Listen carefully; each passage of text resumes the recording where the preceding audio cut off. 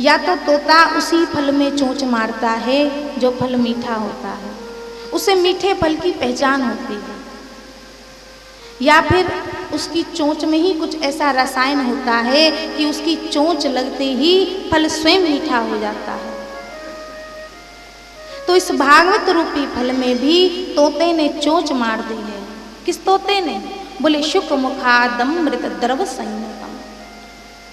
और किसी साधारण तोते ने चोंच नहीं मारी है, तोता भी बड़ा पारखी परमहंस, शुकदेव जैसे परमहंस का मुख लगा है इस भागवत में।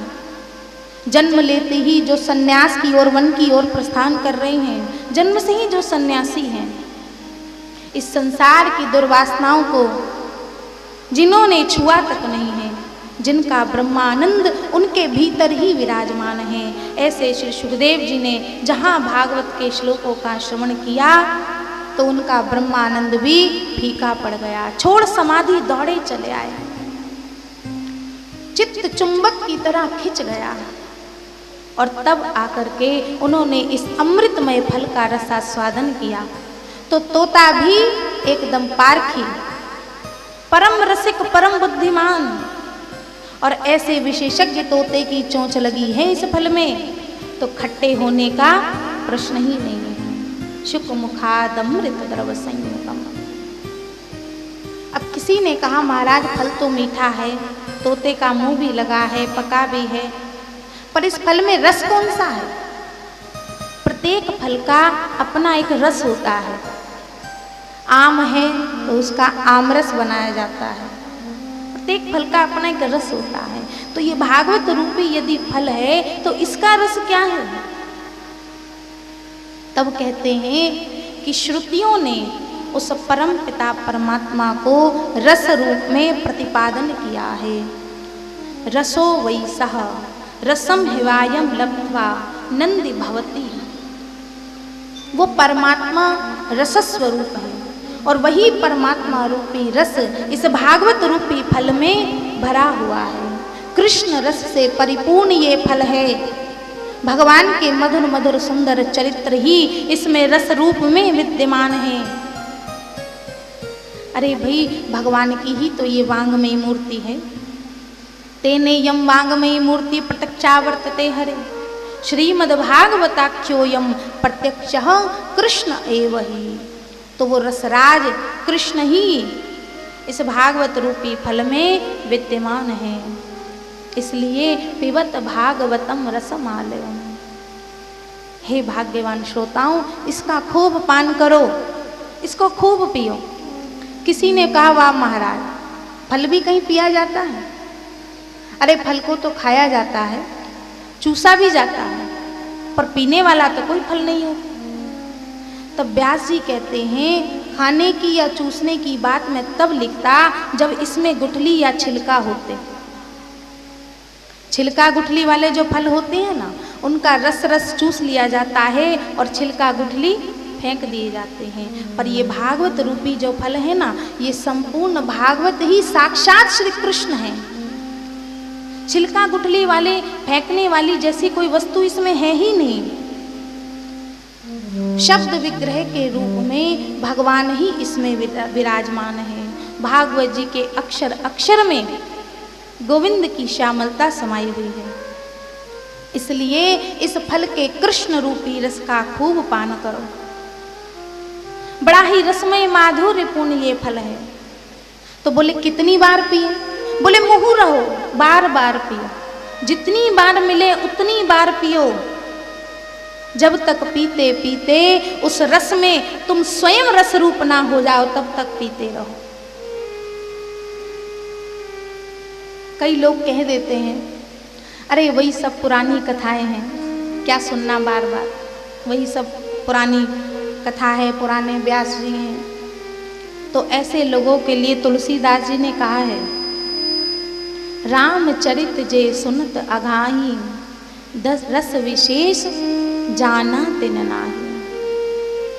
जिन लोगों की ऐसी भावना है ना, उन लोगों ने कथा के रस को जाना ही नहीं है, कथा के रस को समझा ही नहीं है।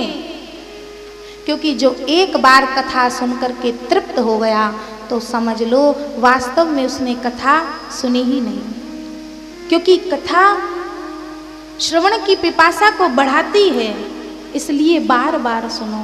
मुहु रहो रसिका भुवि भाव कहा।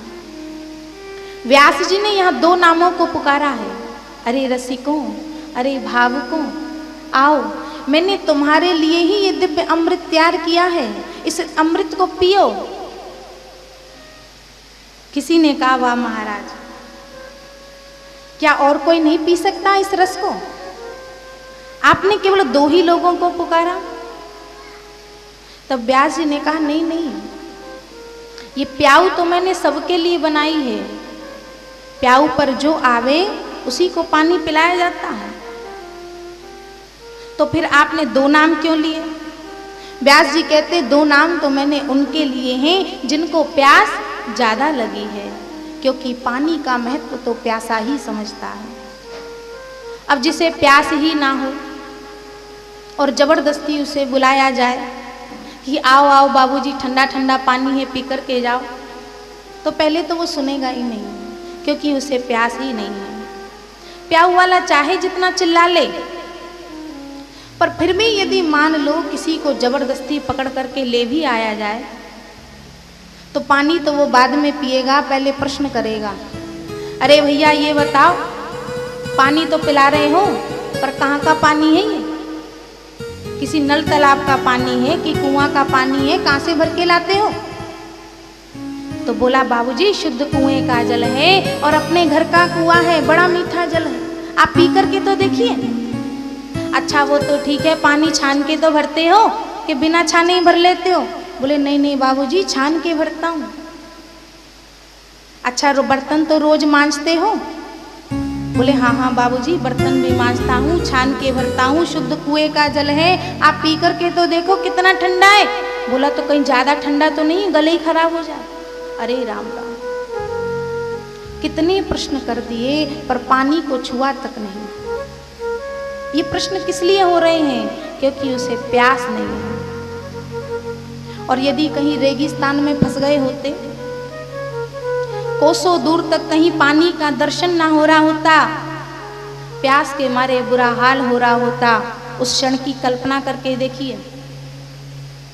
और उस समय कोई आकर के पूछे भैया पानी पियोगे, तो बताओ फुर्सत होगी पूछने की कि कहाँ का पानी है, कुएं से भरा है कि नल तालाब से भरा है कि मांझ के भरा है कि छान के भरा है? उस समय एक प्रश्न दिमाग में नहीं आएगा, केवल यही समझ में आएगा कि पानी पीना है। तो कहने का तात्पर्य प्यासा पानी के महत्व को समझता है। इसलिए व्यास जी कहते हैं कि ये दिव्य जो कथामृत है ना प्रभु के चरित्रों का, इसका महत्व तो केवल रसिक और भावुक ही जानते हैं। कृष्ण कथामृत के वे पिपासु हैं, इस दिव्य रस के महत्व को वो समझते हैं। अरे रसिकों को तो बुलाने की भी आवश्यकता नहीं पड़ती, क्योंकि जो प्यासा होता है ना उसकी दृष्टि चारों ओर पानी को ही ढूंढती है कि पानी कहाँ मिलेगा। उसे बुलाने की आवश्यकता नहीं पड़ेगी, वो निमंत्रण की प्रतीक्षा नहीं करेगा कि कथा तो हो रही है पर हमारे यहाँ कार्ड नहीं आया तो हम नहीं जाएंगे। अरे जो रसिक होते हैं वो तो पागलों की तरह दौड़ते हैं, उन्हें तो केवल ये रस पीना है। कहाँ मिलेगा, जगह मिलेगी बैठने की कि नहीं भी मिलेगी, इससे उन्हें कोई प्रयोजन नहीं। कहीं भी मिले कैसे भी मिले, उन्हें तो केवल इस रस को पीना है। कौआ कितना चांडाल पक्षी होता है, छूना भी दोष है, वाणी भी एकदम कर्कश है, बोले तो लोग भगा देते हैं, जाति भी एकदम निम्न है, शरीर रूप रंग भी एकदम भंवर काला, सारे दुर्गुण ही दुर्गुण हैं। और जब कागभुषुंड जी कौआ के रूप में मधुर मधुर भगवान की कथा बोलते हैं ना, तो बड़े बड़े हंस दौड़े चले आते हैं। भगवान शंकर बैठ करके कथा श्रवण कर रहे हैं। पक्षियों के राजा गरुड़ कागभुषुंड जी के चरणों में बैठ करके कथामृत पान कर रहे हैं। अरे भाई, हम पक्षियों के राजा हैं, उस चंडाल पक्षी के चरणों में बैठ करके भला कथा श्रवण करेंगे? ये सारा अभिमान त्याग करके कोने में रख देते हैं। क्यों? क्योंकि उस रस का लाभ लेना है। राम कथा के परम रसिक हैं। तो कहने का तात्पर्य ये है कि रसिक और भावुक इसका महत्व समझते हैं, और जिनके मन में श्रद्धा नहीं, भगवान के प्रति प्रेम नहीं, पहले तो ऐसे लोग कथा में आते ही नहीं। और यदि आ भी जाएं किसी के बुलाने पर व्यवहार निभाने कि वो हमारे यहाँ आए थे तो हमें भी उनके यहाँ जाना है, ये व्यवहार निभाने आ भी जाएं तो कथा तो कम सुनते हैं, प्रश्न ज़्यादा करते हैं। भगवान ने ऐसा क्यों किया, भागवत में ऐसा क्यों लिखा है? तो अनेक प्रकार के तर्क वितर्क करके व्यास जी का चित्त भ्रमित ना कर दें, इसलिए व्यास जी ने ऐसे लोगों को कथा में बुलाया ही नहीं है। केवल रसिक जनों, पिपासु जनों को पुकारा, क्योंकि प्यासे को पानी पिलाने में मन बड़ा संतुष्ट होता है कि इसकी प्यास हमने दूर कर दी, इसलिए रसिका भुवि भाव कहा। अब व्यास जी कथा श्रवण करते हैं। नैमिषे निमिष क्षेत्रे ऋषयः शौनकादया सत्रं स्वर्गाय लोकाय सहस्र सममासत। नैमिषारण्य की पावन भूमि में शौनक आदि 88,000 ऋषि विराजमान हैं। 1000 वर्ष का दीर्घकालीन यज्ञ चल रहा है। इस स्थान का नाम नैमिषारण्य क्यों पड़ा? एक बार 88,000 ऋषियों ने भगवान से कहा, प्रभु हम 1000 वर्ष का यज्ञ करना चाहते हैं, आप उसके लिए कोई उपयुक्त स्थान बताइए। तब भगवान ने कहा, ऋषियों वैसे तो ये पूरी पृथ्वी ही शुद्ध है, आप कहीं पर भी रह करके भजन कर सकते हैं, परंतु फिर भी मैं आपके कहने पर अपना चक्र छोड़ रहा हूँ, और जहाँ जाकर के चक्र भूमिगत हो जाए वही स्थान आपके लिए उपयुक्त होगा। ऐसा कहकर के भगवान ने अपना सुदर्शन चक्र छोड़ा, और वह चक्र एक निमिष में ही पूरी पृथ्वी का चक्कर काट करके इसी स्थान पर आकर के भूमिगत हुआ। इसलिए इस जगह का नाम नैमिष हुआ, और अरण्य कहते हैं वन को, इसलिए इस स्थान का नाम नैमिषारण्य पड़ा। तो भगवान का चक्र यहाँ भूमिगत हुआ, इसलिए इसे चक्र तीर्थ भी कहते हैं।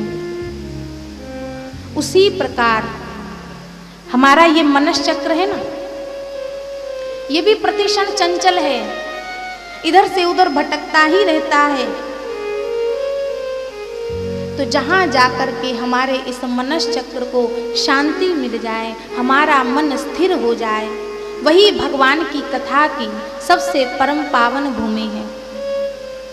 मन का निग्रह करना इतना सरल नहीं है, ये मन को रोकना इतना सरल नहीं है। पूजा पाठ जप तप यज्ञ आदि करने में भी मन कहीं से कहीं भटकता रहता है। ध्यान लगाने बैठो तो वही सब मकान दुकान परिवार, बस यही सब बातें याद आती हैं, भगवत ध्यान नहीं आता। पर सबसे सरल साधन है भगवान की कथा, भगवान का कथामृत। जितनी सहजता से मन भगवान की कथा में स्थिर हो सकता है ना, अन्य किसी साधन से नहीं।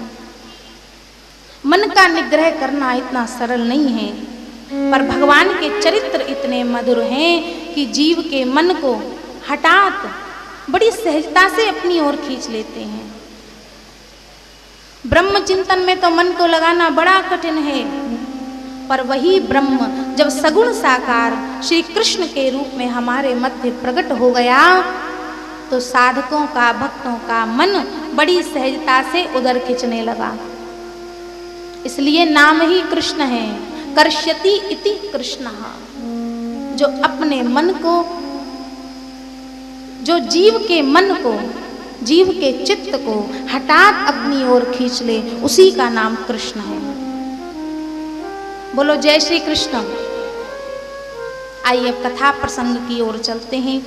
नैमिषारण्य की पावन भूमि में सूत जी महाराज व्यासपीठ पर आसीन हैं। शौनक आदि 1000 ऋषियों को सूत जी कथा श्रवण करा रहे हैं। शौनक जी ने आज हाथ जोड़ करके सूत जी से कहा, त्वया खलु पुराणानि सेतिहासानि चानघ आख्यातानि विधितानि धर्मशास्त्राणि नान्यत। हे सूत जी महाराज, आप समस्त शास्त्रों के ज्ञाता हैं। आज हम आपसे कुछ प्रश्न करना चाहते हैं।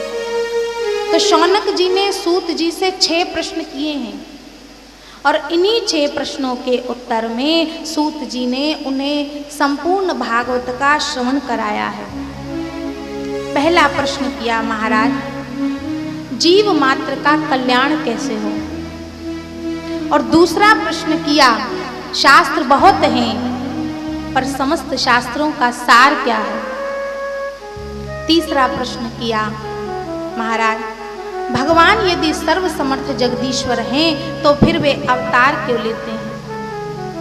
अरे भाई, जिनके संकल्प मात्र से ही संसार का सृजन हो जाता है तो क्या उनकी इच्छा से दुष्टों का संहार नहीं हो सकता? तो फिर उन्हें स्वयं आने की क्या आवश्यकता पड़ती है? भगवान का अवतार क्यों होता है? और चौथा प्रश्न किया, भगवान के यदि अवतार हुए तो भगवान के कितने अवतार हुए? प्रमाणिक रूप से भगवान किस किस रूप में, कैसे कैसे, कहाँ कहाँ पधारे? और पांचवा प्रश्न किया कि इस जीवन का परम लक्ष्य क्या है? और छठवां प्रश्न किया कि भगवान यदि धर्म की स्थापना के लिए आते हैं तो जब भगवान अपनी लीला संवरण करके प्रस्थान कर जाते हैं तो फिर ये धर्म किसकी शरण में जाता है? धर्मः कं शरणं गतः। इन 6 प्रश्नों को सुन करके सूत जी महाराज बड़े गदगद हो गए, बड़े प्रसन्न हो गए। और कथा प्रारंभ करने से पूर्व सूत जी ने 2 श्लोकों में अपने गुरुदेव श्री सुखदेव जी महाराज का ध्यान किया। यम प्रव्रजन्तमनुपेतमपेतकृत्यं द्वैपायनो विरह कातर आजुहाव पुत्रेति तन्मयतया तर्वोऽभिनेदो तं सर्वभूतहृदयं मुनिमानतोऽस्मि। जिन सुखदेव जी का अभी उपनयन यज्ञोपवीत संस्कार भी नहीं हुआ, जो जन्म लेते ही वन की ओर प्रस्थान कर रहे हैं, जिनका वैराग्य इतना उच्च कोटि का है कि पिता वेदव्यास जी महाराज विरह में डूबे हुए पुत्र पुत्र कह करके पुकार रहे हैं, पर एक बार भी जिन्होंने पीछे मुड़ करके नहीं देखा। परिस्थिति यदि विपरीत आ जाए ना, समस्याएं यदि जीवन में सामने आ रही हैं तो वैराग्य बहुतों को चढ़ता है, पर सुखदेव जी महाराज का सहज स्वाभाविक वैराग्य है। माँ के गर्भ में ही जिन्हें दर्शन देने के लिए भगवान स्वयं पहुंच गए, आशीर्वाद दिया कि पुत्र तुम्हें मेरी माया नहीं सताएगी। तब सुखदेव जी 12 वर्ष के बाद अपनी माँ की गर्भ से बाहर आए। अन्यथा ज्ञान तो प्रत्येक जीव को रहता है माँ के गर्भ में कि मैं कौन हूँ, कहाँ से आया हूँ, पर जैसे ही संसार में आता है ना तो ये माया पकड़ लेती है और सारा ज्ञान जीव भूल जाता है। इसलिए सुखदेव जी माँ के गर्भ से बाहर ही नहीं आए जब तक भगवान ने आकर के आशीर्वाद नहीं दिया। माया को सब कोई भजे पर माधव भजे न कोई, और जो कदापि माधव भजे तो माया चेरी हो। जो माधव का दास बन गया फिर ये माया उसका कुछ नहीं बिगाड़ सकती, फिर ये माया उसकी दासी बन जाती है, उसकी चेरी बन जाती है। इस माया में जो नाच रहा है वो जीवात्मा, और इस माया से भी, माया में रह करके भी जो इससे निर्लिप्त रहे वो महात्मा। और इस माया को भी जो अपने इशारे पर नचावे वो परमात्मा। तो सुखदेव जी ऐसे विशुद्ध महात्मा, स्त्री पुत्र पुरुष के भेद को भी जो नहीं जानते, विरह में कातर पिताजी पुत्र पुत्र कह कर के पुकार रही हैं, तब वृक्षों से आवाज आई, तरवो भिने दो। वृक्षों ने कहा, व्यास जी शुकोहम शुकोहम, मैं शुक हूँ, मैं शुक हूँ, मुझे साथ ले चलो। और तब व्यास जी का मोह भंग हुआ। तब व्यास जी ने जाना कि ये तो सर्वभूत हृदय हैं। ऐसे सर्वभूत हृदय श्री सुखदेव जी के पाद पद्मों में हम सब मिलकर के प्रणाम करते हैं, उनका ध्यान करते हैं। यस्वानुभावमखिल श्रुति सारमेकम् अध्यात्म दीपं तितितीर्षितां तमोन्धं संसारिणां करुणयाः पुराण गुह्यं तं व्याससूनुमुपयामि गुरुं मुनीनां, तं व्याससूनुमुपयामि गुरुं मुनीनां। जिन श्री सुखदेव जी ने समस्त श्रुतियों का मंथन करके अध्यात्म का एक दीप प्रज्वलित कर दिया, जो